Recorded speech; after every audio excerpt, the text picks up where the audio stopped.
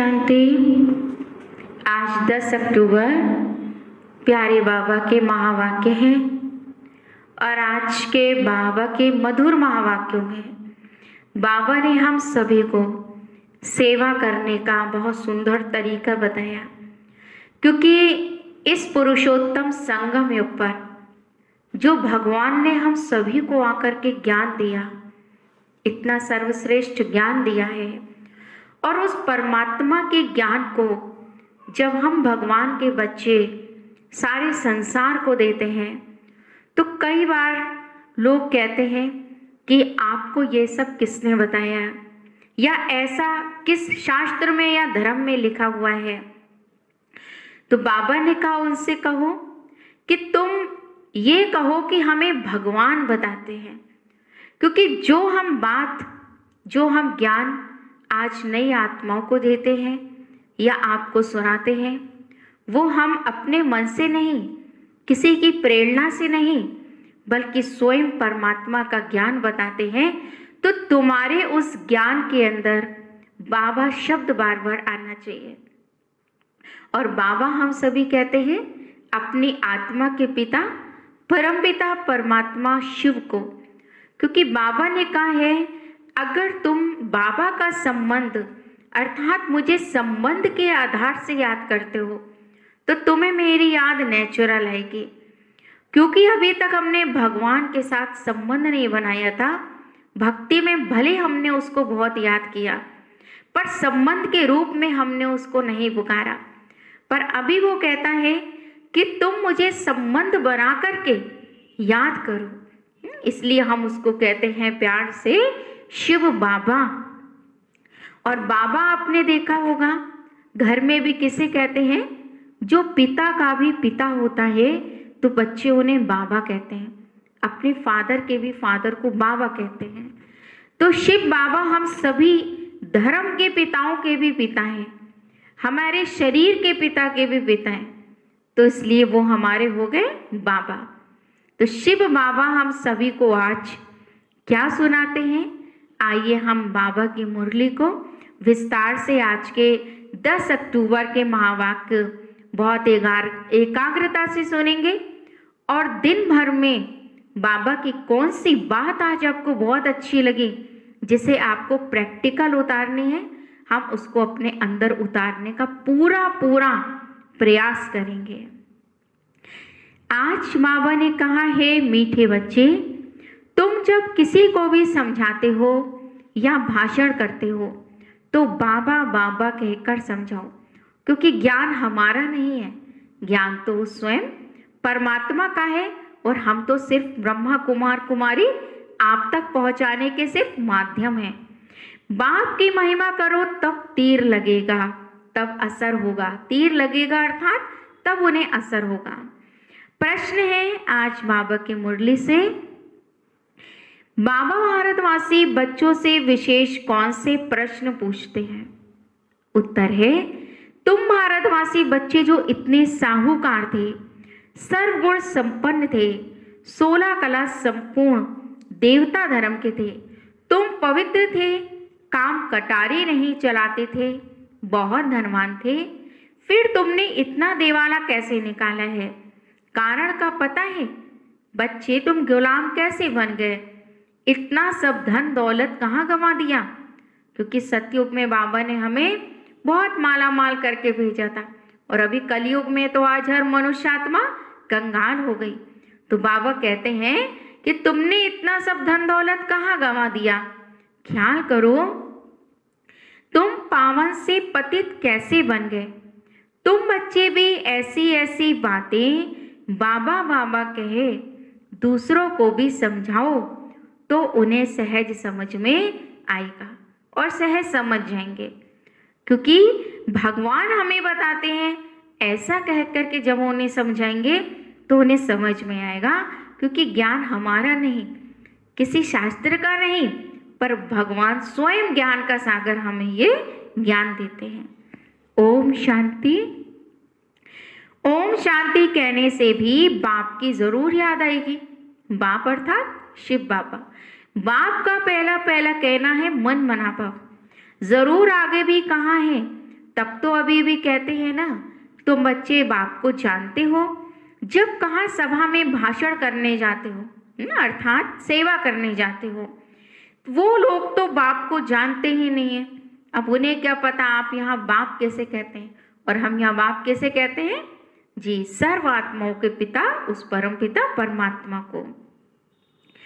तो उनको भी ऐसा कहना चाहिए कि शिव बाबा कहते हैं वही पतित पावन है, जरूर पावन बनाने के लिए यहाँ आकर समझाते हैं।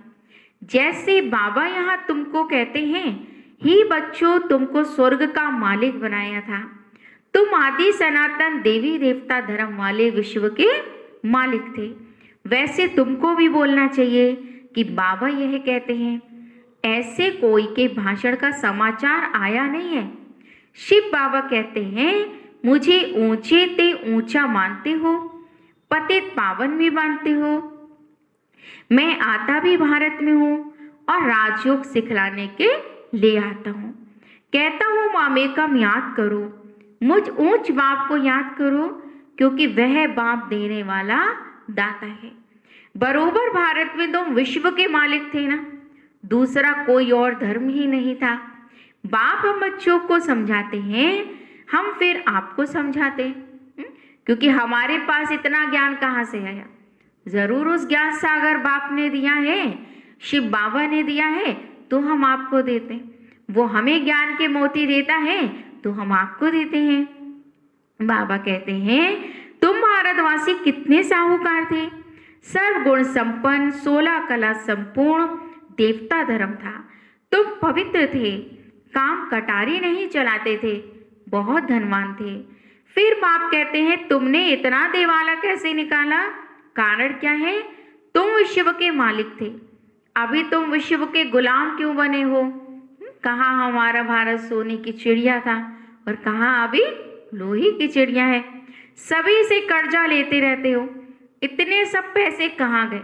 जैसे बाबा भाषण कर रहे हैं वैसे तुम भी भाषण करो तो बहुतों को आकर्षण होगा।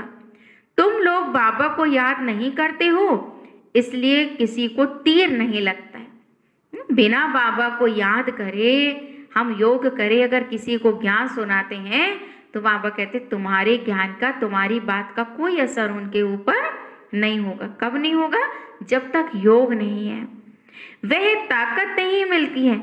नहीं तो तुम्हारा एक ही भाषण ऐसा सुने जो कमाल हो जाए। शिव बाबा समझाते हैं कि भगवान तो एक ही है जो दुख हरता सुख करता है, नई दुनिया स्थापन करने वाले।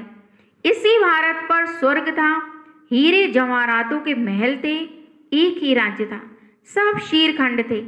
जैसे बाप की महिमा अपरम अपार है, वैसे भारत की महिमा भी अपरम अपार है, क्योंकि भगवान भारत में ही अवतरित होते हैं। भारत की महिमा सुनकर खुश होंगे।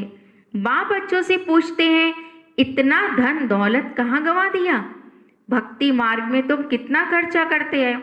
अब जैसे कोई पिता अपने बच्चों को बहुत पैसा दे और बच्चा उसका हिसाब नहीं दे, गंवा दे, तो पिता क्या कहेगा, इतने तुम्हें पैसे दिए थे सब कहाँ गए, तुम फिर मांगने लगे। तो ऐसे बाबा कहते, मैंने तुम्हें 5000 साल पहले माला माल करके भेजा था, स्वर्ग में उतारा था, और अभी तुमने कलयुग में आते आते इतना पैसा सब कहाँ गंवा दिया।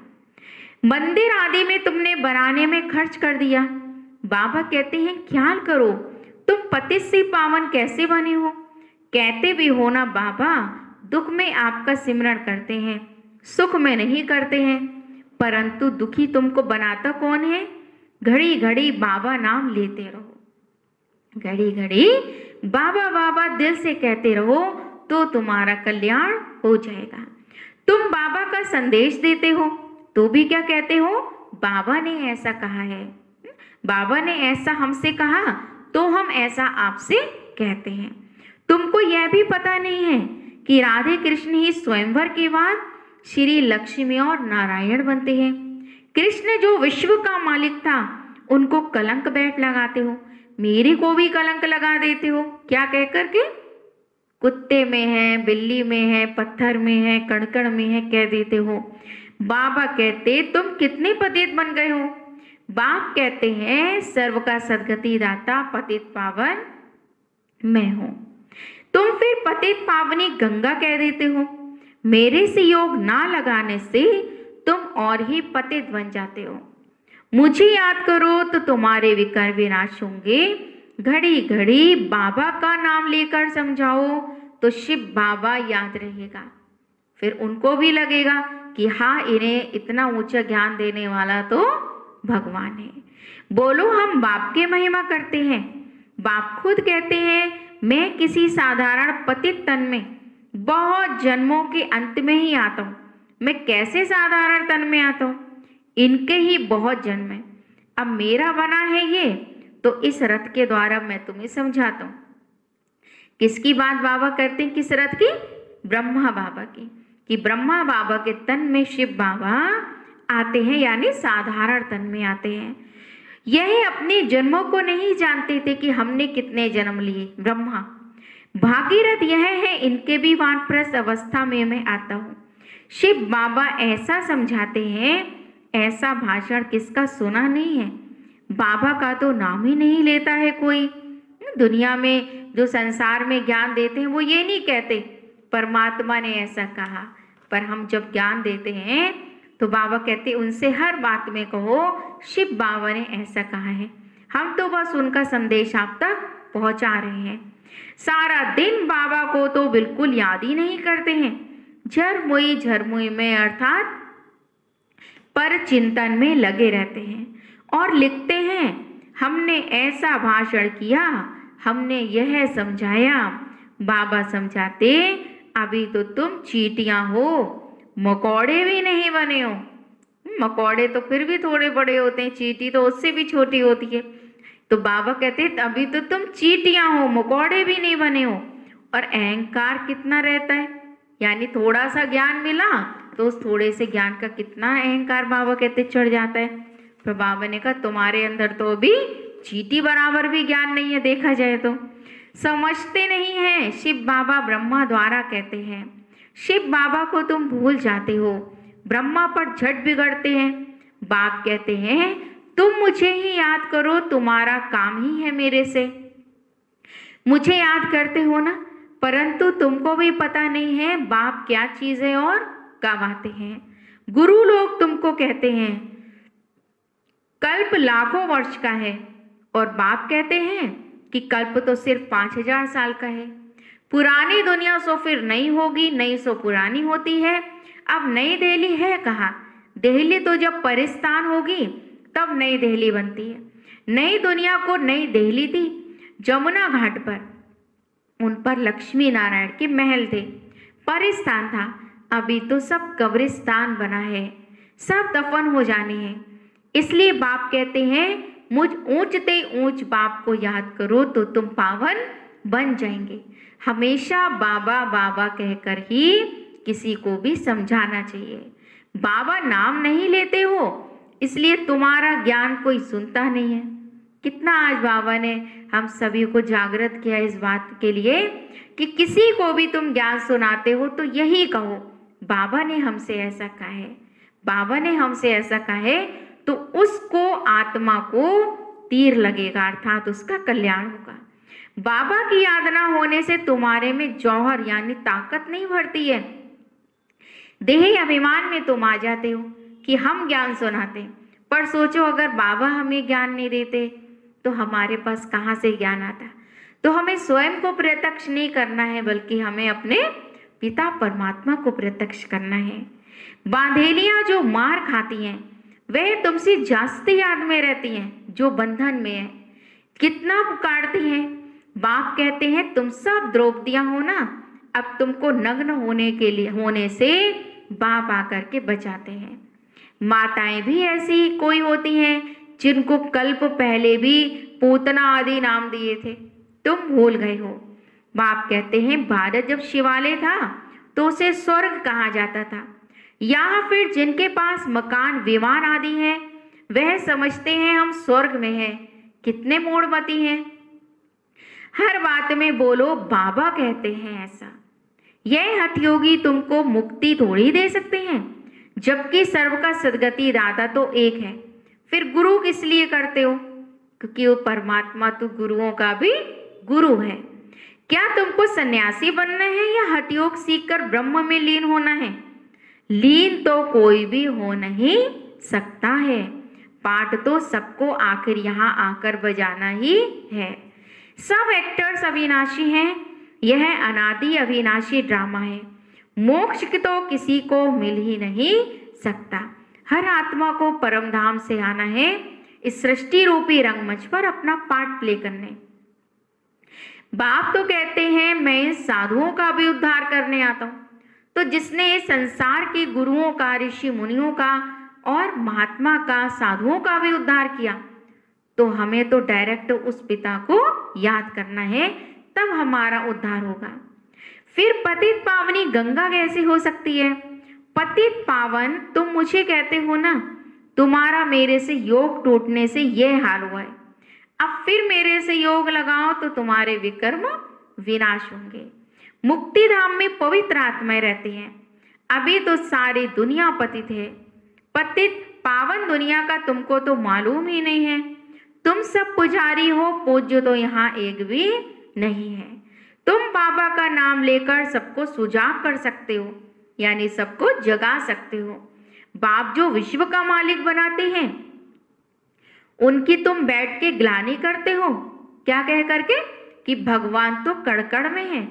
श्री कृष्ण छोटा बच्चा, सर्वगुण संपन्न, वह ऐसा धंधा बैठ कैसे करेगा? श्री कृष्ण के ऊपर भी बाबा ने का कितने कलंक लगाए हैं। और कृष्ण सबका फादर कैसे हो सकता है? भगवान तो एक ही होता है ना। जब तक मेरी श्रीमत पर नहीं चलेंगे तो जंक अर्थात कट कैसे उतरेगी? तुम सबकी पूजा करते रहते हो, तो देखो आज तुम्हारी क्या हालत हो गई है। हिंदू धर्म में सबसे अधिक देवी और देवताएं हैं, इसलिए वो भटके हुए ज्यादा है। तो भी बाबा कहते भटको नहीं, तुम सिर्फ एक को याद करो, इसलिए फिर से तुम्हारी हालत सुधर जाएगी, अर्थात दुर्गति से सदगति हो जाएगी। इसलिए फिर मुझे आना पड़ता है। तुम कितने धर्म भ्रष्ट हो पड़े हो, बताओ हिंदू धर्म किसने स्थापन किया? ऐसी अच्छी ललकार से भाषण करना चाहिए, पर क्या कह के? बाबा बाबा कह के। तुमको घड़ी घड़ी बाप ही याद नहीं आता। कभी कभी कोई लिखते हैं कि हमारे में तो जैसे बाबा ने आकर भाषण किया। जैसे कई बार बच्चों में ताकत नहीं होती ज्ञान सुनाने की, पर जैसे अब लेकिन वो बाबा को अगर याद करें तो जैसे उन्हें अनुभव होता है बाबा ने हमारे शरीर में आए और भाषण करा करके चले गए, यानी बाबा हमसे ये सेवा कराकर चले गए। बाबा बहुत मदद करते रहते हैं। तुम याद की यात्रा में नहीं रहते हो, इसलिए चीटी मार्ग की सर्विस करते हो, यानी बहुत थोड़ी सर्विस करते हैं। बाबा का नाम लेंगे तभी किसी को तीर लगेगा। बाबा समझाते हैं बच्चे तुमने ही ऑलराउंड 84 का चक्र लगाया है, तो तुमको ही आकर के समझाना पड़े। बाबा कहते यह तो तुम्हें धुन लगा देनी चाहिए कि बाबा ने ऐसा कहा है। हम आपको नहीं सुनाते, हमें भी बाबा ऐसा रोज सुनाते हैं। जब तुम ऐसे ऐसे भाषण करो तब ऐसा हम सुने, तब समझे कि अब तुम चींटी से मकोड़े बने हो, यानी चींटी से मकोड़े बने हो। चींटी बराबर ज्ञान से मकोड़े बराबर ज्ञान आ गया। बाप कहते हैं मैं तुमको पढ़ाता हूं, तुम सिर्फ मामेकम याद करो। इस रथ द्वारा तुमको सिर्फ कहता हूं मुझे याद करो। किस रथ द्वारा? ब्रह्मा के रथ द्वारा। रथ को थोड़ी ही याद करना है। बाबा ऐसे कहते हैं, बाबा यह समझाते हैं ऐसे ऐसे तुम बोलो, फिर देखो तुम्हारा कितना प्रभाव निकलेगा। अपने को आत्मा समझ, मुझ बाप को याद करो। कई कहते हैं अहम ब्रह्मास्मि, माया के हम मालिक हैं। बाप कहते हैं यह भी तुम नहीं जानते हो माया आखिर कहाँ किसको जाता है और संपत्ति किसको कहा जाता है, क्योंकि मनुष्य तो माया किसको समझ लेते हैं? संपत्ति को। पर बाबा कहते हैं कि माया अर्थात 5 विकार। बाप को याद नहीं करते हो तो तीर नहीं लगता है, क्योंकि याद का बल नहीं मिलता है, बल मिलता है याद से। जिस योग बल से तुम विश्व के मालिक बनते हो, बच्चे हर बात में बाबा का नाम लेते रहो तो कभी कोई कुछ तुमसे कह ना सके। सर्व का भगवान बाप तो एक है या सभी भगवान है?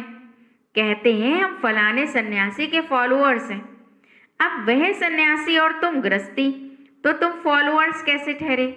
गाते भी हैं झूठी माया झूठी काया झूठा सब संसार।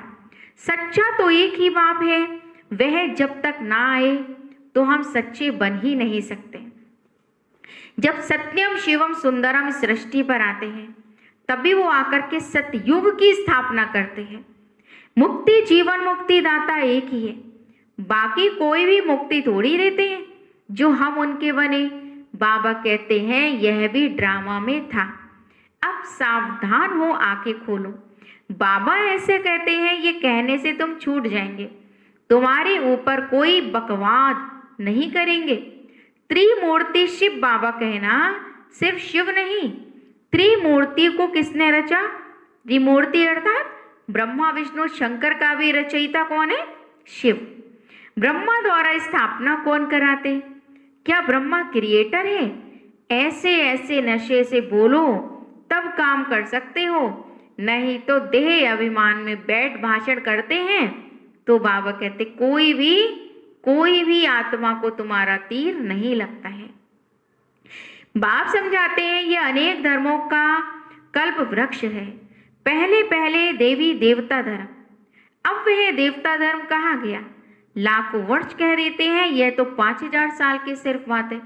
बाबा ने कहा कल्प लाखों वर्ष का नहीं, सिर्फ 5000 साल का है। हाँ, 5,000 साल का कल्प कई बार रिपीट होता है तो लाखों वर्ष जरूर हो जाते हैं। तुम मंदिर भी उन्हों के बनाते रहते हो, दिखाते हैं पांडवों और कौरवों की लड़ाई लगी, पांडव पहाड़ों पर गल मरे, फिर क्या हुआ? मैं कैसे हिंसा करूंगा? तो तुमको अहिंसक वैष्णव बनाता हूं। काम कटारी ना चलाना, उसको ही वैष्णव कहते हैं। वह है विष्णु की वंशावली। बाबा कहते सच्चे सच्चे पवित्र आत्माएं अर्थात वैष्णव कौन है? जो विकारों से दूर रहते हैं। अच्छा, मीठे मीठे सिखी लदे बच्चों प्रति माता पिता बाप दादा का याद प्यार और गुड मॉर्निंग।